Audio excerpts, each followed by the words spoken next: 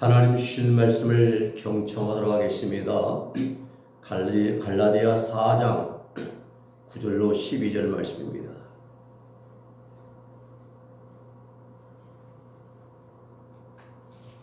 제가 받들어 읽어드립니다.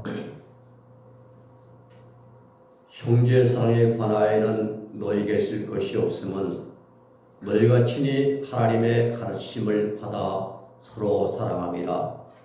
너희가 온 마게도냐 온 형제를 대하여 과연 이것을 행하도다.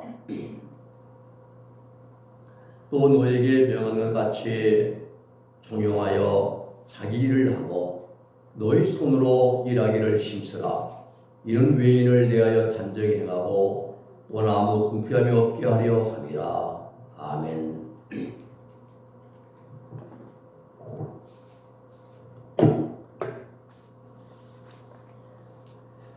우리 사회나 또 삶의 주변을 돌아보면은 균형 잡힌 생활보다는 한쪽으로 치우쳐 있는 삶을 살아가는 사람들이 참으로 많이 있음을 보게 됩니다. 그 대표적인 예가 우리나라 정치입니다. 보수와 진보로 극렬하게 나뉘어져 있습니다. 우리가 보면 한쪽에는 이제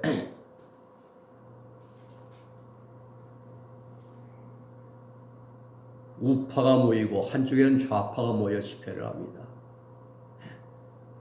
우리 사회는 무엇이 옳고 무엇이 그런 것인가를 생각하기보다 먼저 자신의 사상과 생각에 맞지 않으면 무조건 반대를 위한 반대를 하는 경우가 많이 있습니다.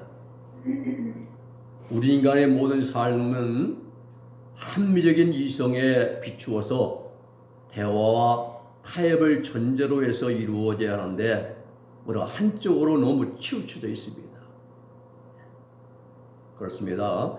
범사에 치우치기는 쉬워도 범사의 균형을 잡기는 매우 어렵습니다.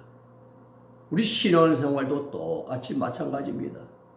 오늘 한쪽으로 치우쳐 한쪽으로만 열심을 내기는 쉬운데 전반적인 신앙의 균형을 잡아가기는 힘듭니다.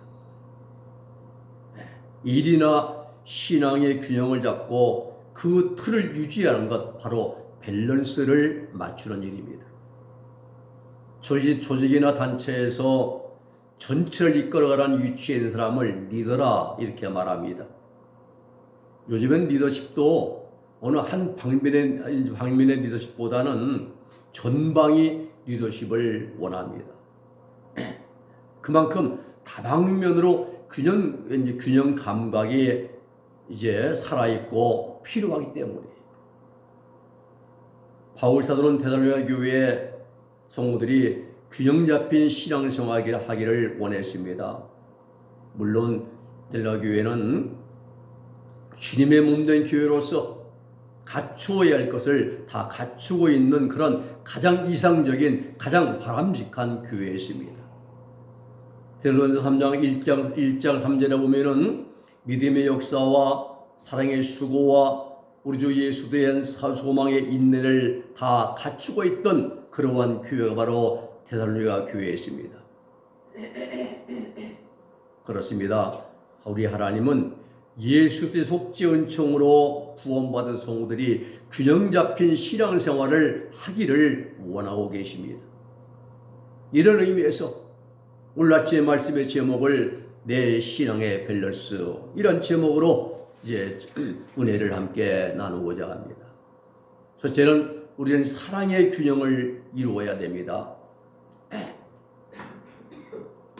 데살로니가 교회의 특징 가운데 첫 번째는 사랑이 많은 교회였습니다. 그러기에 바울은 9절에서 형제 사랑에 관하여는 너에게 쓸 것이 없으면 너희가 친히 하나님의 가르침을 받아 서로 사랑함이라 이렇게 말씀합니다. 데살로니가 교회는 믿음과 소망과 사랑이 있는 그러한 균형 잡힌 교회였습니다. 바울은 델로교회 성도들이 모든 일을 믿음으로 행하고 있음을 기뻐했습니다. 왜냐하면 믿음에는 모든 일을 가능하게 하는 하나님의 능력이 함께하기 때문입니다. 예수님도 마가복음 9장 23절 말씀하시기를 믿는 자에게는 능치 못할 일이 없다라고 말씀했습니다. 그렇습니다. 우리 그리스도인들에게 가장 필요한 것이 있다면 그것은 믿음인 것입니다. 믿음은 그리스도인들에게 할 수 있는 힘만 주는 것이 아니라 힘과 능력 그 자체인 것입니다. 산을 명하여 옮길 수 있는 비결 믿음에 있습니다. 불가능을 가능케 만드는 비결 믿음에 있습니다. 모세가 홍해를 건넜던 것도 믿음인 것입니다. 여호수아가 요단강을 건넜던 것도 믿음에 있습니다. 다윗이 나가 전쟁할 때마다 승리했던 것도 다 믿음에 있었습니다. 병자 고침받고 귀신에 쫓겨나는 것도 역시 다 믿음에 있습니다.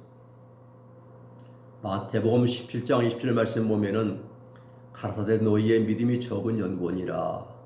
진실로 너에게 이르노니 너희가 만일 믿음이 한 겨자씨만큼만 있으면 이 산을 명하여 저기로 옮기라 하여도 옮겨질 것이요 또 너희가 못할 것이 없으리라 라고 말씀하십니다.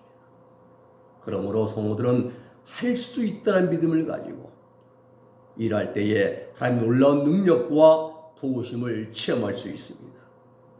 오늘 많은 그리스도인들의 실패와 이 실패의 원인은 여러 가지가 있을 수 있습니다만은 그런데 가장 근본적인 실패의 원인은 믿음이 약한 데서 시작이 된다는 사실입니다. 믿음이 약하면 뭐가 찾아옵니까? 의심이 찾아옵니다. 디아크리노 염려가 찾아옵니다. 네폰테스 근심이 찾아옵니다. 믿음이 약하면 의심이 일어나고 염려가 생기고 근심이 생기고 그리고 더 나아가 불신이라는 그러한 불치병에 걸리고 마는 것입니다. 그러므로 우리는 믿음이 강화되어야 됩니다. 우리의 믿음이 큰 믿음이 되어야 됩니다. 내 믿음을 부유함을 이루어야 되는 것입니다. 그런데 중요한 것은 이 믿음이 가만히 오랫동안 10년, 20년 신앙생활을 한다고 해서 더 커지고 강해지고 담대히 이런 것이 아니라는 사실입니다. 내 믿음을 강화시키기 위해서는 무슨 일을 하든지 간에 늘 믿음으로 행하려고 노력을 해야 됩니다. 전능하신 하나님을 믿는 믿음으로 모든 일을 행할 때에 우리의 믿음은 강화되어지고 굳세 믿음이 될 줄로 믿습니다. 또 델라교회는 사랑의 수고가 있었습니다. 사랑으로 일하는 사람은 그 일을 철두철미하게 해나갑니다. 그런데 사랑이 없으면 성의가 없어요. 모든 일을 건성으로 대충 눈가림만 하게 됩니다. 왜냐하면 사랑은 일을 하는 사람에게 더욱 수고롭게 만들기 때문입니다. 그 일을 더욱 열심을 내고 이제 최선을 다하게 만드는 것이 사랑입니다. 부모는 자식을 사랑하기 때문에 잉태하고 출산하고 양육하는 수고를 아끼지 않습니다. 델라교회 교회 성도들을 향한 사도 바울의 마음이 아마 자식을 잉태하여 출산하고 양육하는 그러한 부모의 마음이었을 것입니다. 사랑은 크고 작은 모든 수고를 수고로 여기지 않습니다. 기쁨으로 바꾸어줍니다. 감사함으로 변화시켜줍니다. 우리들이 주님의 몸된 교회와의 일을 해나갈 때에 이러한 사랑의 마음으로 해나간다면 그 어떠한 어려움이 될 수가 없을 것입니다. 오히려 그것이 바로 이제 바꾸어져서 기쁨이 되고 감사가 되고 하나님의 능력이 될 줄로 믿습니다. 이러한 사랑의 수고의 과정을 통하여 우리는 믿음과 신앙과 삶의 균형을 이루어 나가야 되는 것입니다. 또 한 가지 소망의 인내가 있어야 됩니다. 우리가 살아가는 세상을 바라볼 때는 소망이 없습니다.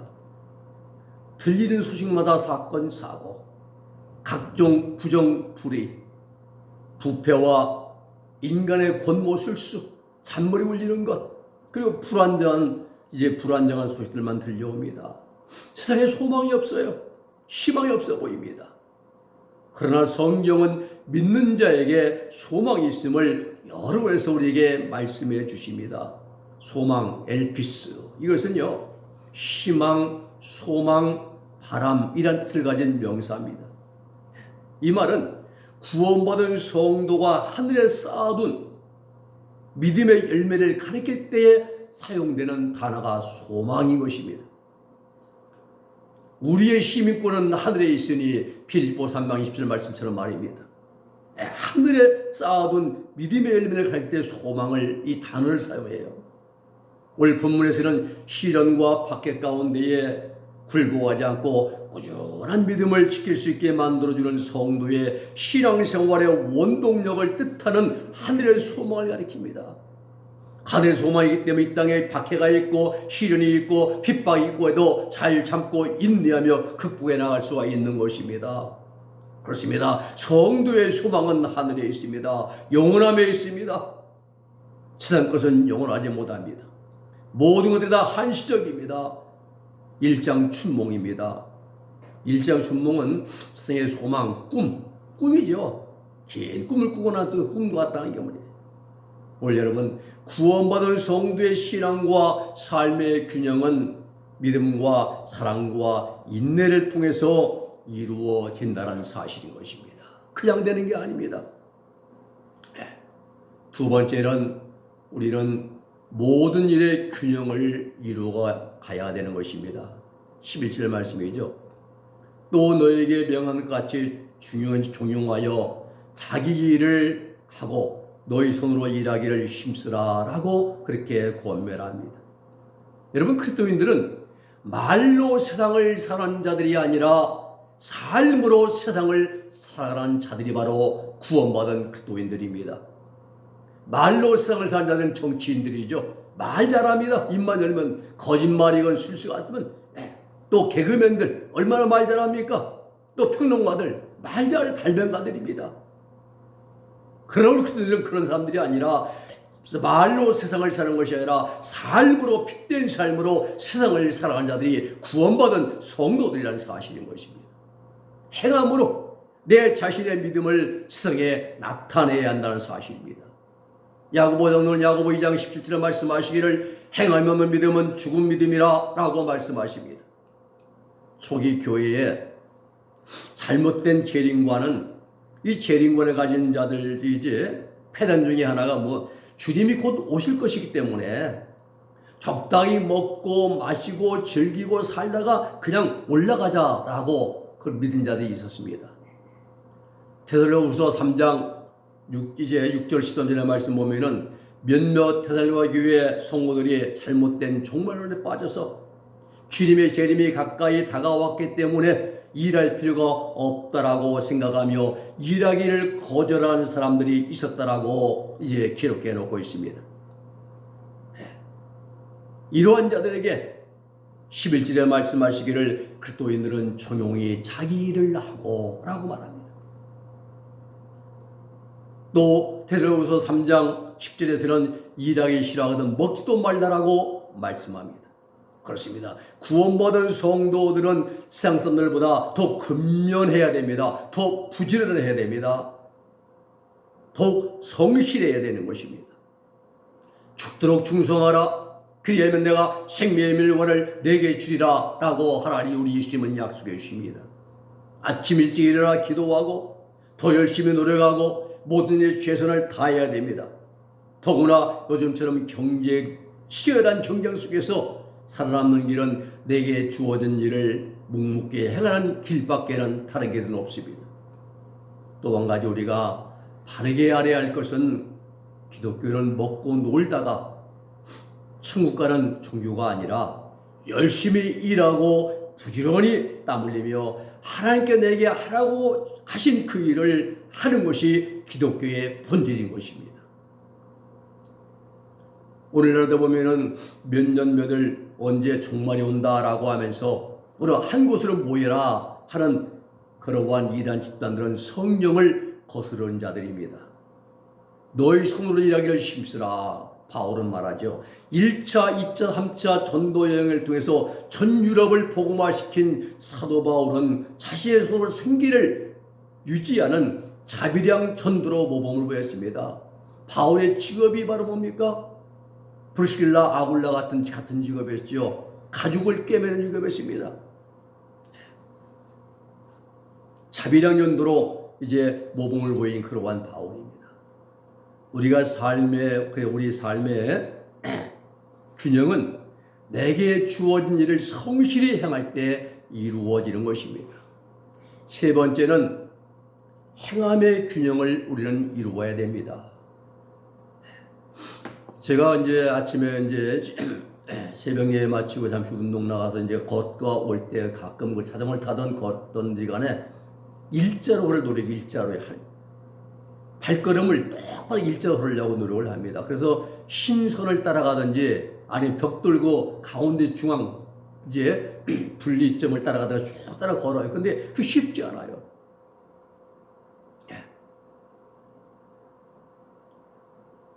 병원에 가면은 치매 검사할 때에 걸음걸이를 일자로 걸어보러 간다고 그래요.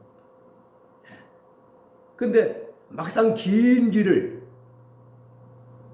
따라서 반드하게 걸어간다는 것은 매우 힘들어요. 몸을 한쪽으로 치우치거나 넘어지거나 흔들림 없이 걷는 것은 그리 쉬운 일이 아닙니다. 중심 잡기가 그만큼 힘이 드는 거예요. 몸의 균형을 잡고 걷기가 힘이 듭니다.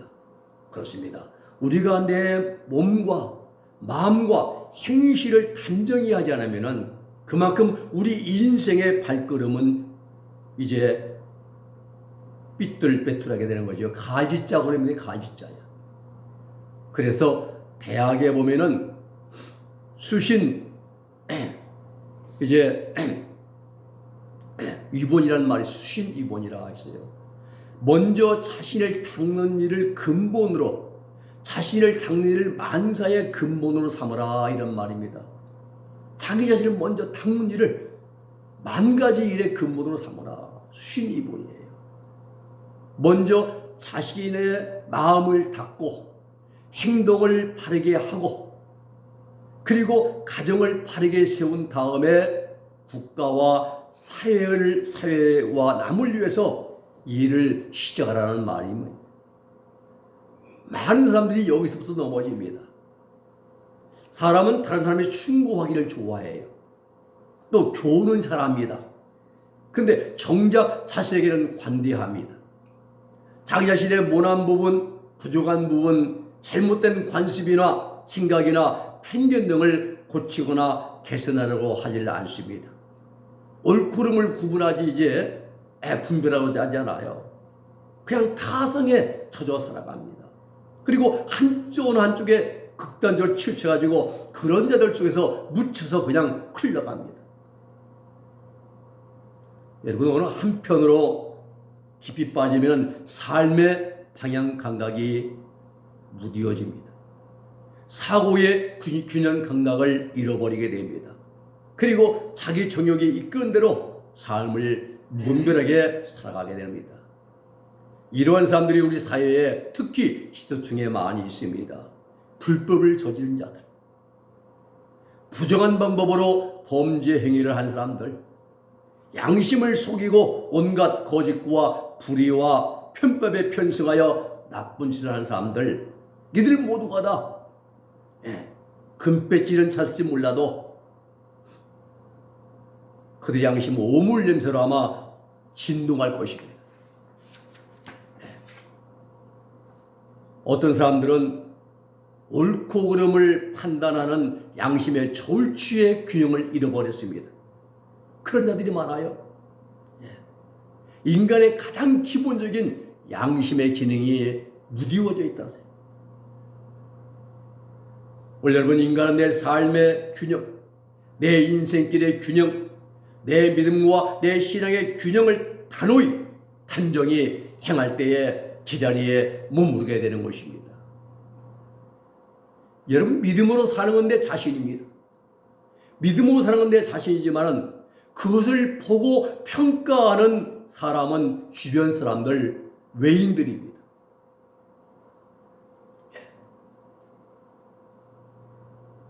내가 나를 평가하는 것이 아니에요. 믿음으로 나는 살아간다고 살아가지만은 내 삶을 보고 평가한 자들은 믿지 않은 자들이고 주변 사람들이고 외인들이라는 거예요. 그러기에 바울은 말합니다. 외인을 대하여 단정히 행하고 또한 아무 궁핍함이 없게 하라 말씀합니다. 단정히 행하고, 새 번역에서는 바깥 사람들을 대하여 품위 있게 살아가라 이 말이에요. 우리 믿음의 사람들이 자신의 행동을 단정히 행하면은 현대인의 성경에서는 불신자들에게 신임과 존경을 받게 된다라고 말씀합니다. 우리가 단정히 행하면은, 하나님 말씀을 따라 믿음과 신앙을 지켜서 우리가 단정히 행하면은 불신자들에게 신임과 존경을 받게 된다. 공동번역에서는 뭐라고 말씀하냐면은 교회 밖의 사람들에게서도 존경을 받게 된다라고 말합니다.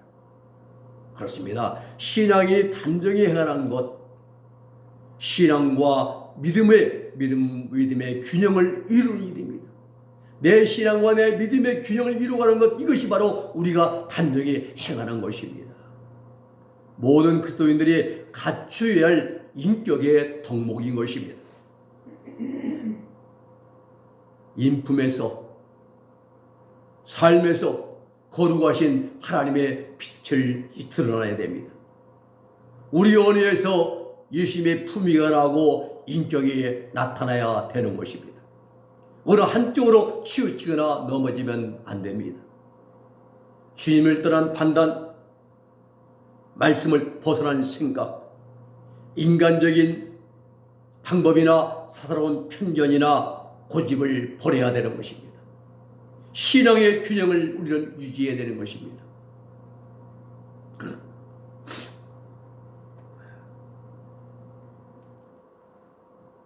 신앙에 우리 믿음과 신앙은 변함이 없어야 됩니다. 세상에 치우치면 안 됩니다. 명예나 이익이나 세상 권세에 치우쳐도 안 됩니다. 언제 어디서 하나님 중심의 자리에 우리는 서야 됩니다. 주님의 가신 길을 따라가는 십자가를 걸어가야만 우리는 치우침이 없는 것입니다. 말씀을 정리합니다. 우리 삶에나 신앙에나 있어서 어느 한쪽으로 치우치면 안 됩니다. 항상 균형 잡힌 신앙생활을 유지해야 됩니다.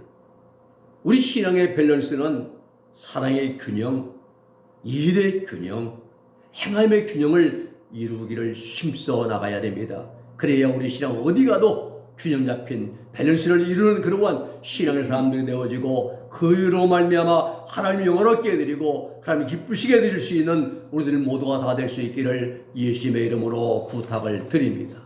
기도하겠습니다. 거룩하신 아버지 하나님, 감사합니다. 오늘 말씀을 통하여 내 신앙의 밸런스를 아버지 맞추기 위해서 우리가 사버제라며 모든 일을 행하되 이제 하나님의 사랑의 균형을 맞추고 일의 균형을 이루고, 그리고 하나님 아버지여 행함의 균형을 이루어서 우리 신앙의 밸런스를 맞추어서 이제 하나님 아버지 하나님 영광 드러내고 예수님의 인격을 닮아가고 하나님의 향기를 풍길 수 있는 우리 신앙과 삶과 행함이 되게 하여 주시옵소서. 예수님의 이름으로 기도 올리옵나이다. 아멘.